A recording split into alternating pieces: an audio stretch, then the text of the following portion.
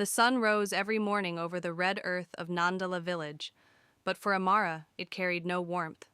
It only reminded her that another day had begun, another day she would survive, not live.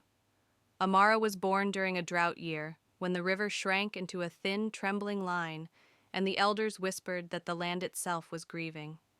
Her mother used to say that children born in such years learned pain early, like a second language spoken before joy. Amara learned it well. Her earliest memories were of walking long distances with a yellow jerry can almost as big as her body, her feet cracked and dusty, her throat dry with thirst. She remembered the sound of her mother's breathing as they walked, slow, tired, but determined. Her father had died when she was 6, taken by a fever that came quickly and left nothing behind but silence and debt. After that, her mother became both parents, carrying grief on her back like firewood. School was a place Amara loved from the first day.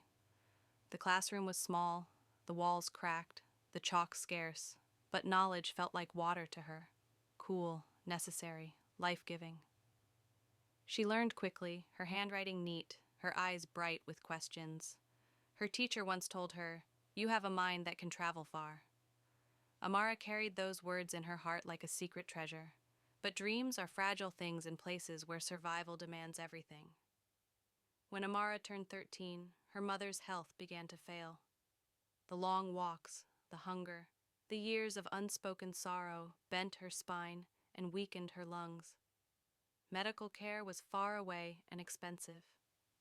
One evening, as the sky turned the color of old bruises, her mother sat Amara down and spoke words that cut deeper than hunger.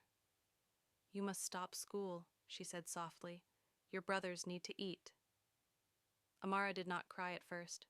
She simply nodded, because she had learned that nodding was sometimes easier than breaking.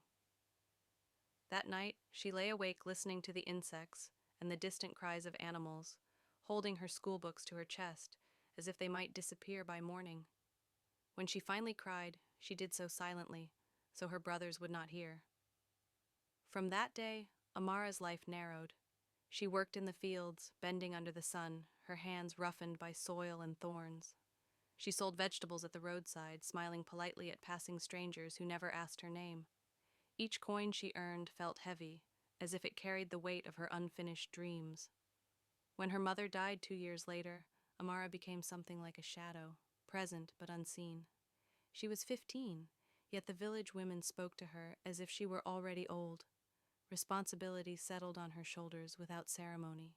She cooked, cleaned, worked, and comforted her younger brothers when they cried for a mother who would never answer. It was around this time that the proposal came. He was a man twice her age, with land, cattle, and a reputation for strictness. The elders said it was a good match. Her brothers would be cared for. Her family's debts would be settled.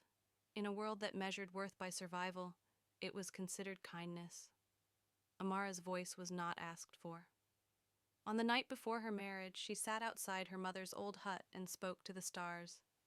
She asked them if this was all life had planned for her, to move from one kind of hunger to another. The stars did not answer. Marriage was not cruel in dramatic ways. There were no loud beatings, no public shame. Instead, there was a quiet erosion.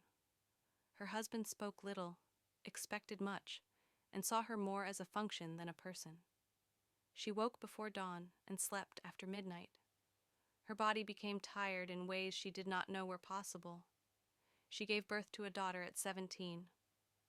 Holding the baby for the first time, Amara felt something open inside her, a small, painful hope. She named the child Luma, meaning light. She promised herself that Luma's life would be different, even if it cost her everything. But promises are hard to keep when the world is heavy. Years passed, more children came, food remained uncertain. Her husband grew colder. Disappointment etched into his face like stone.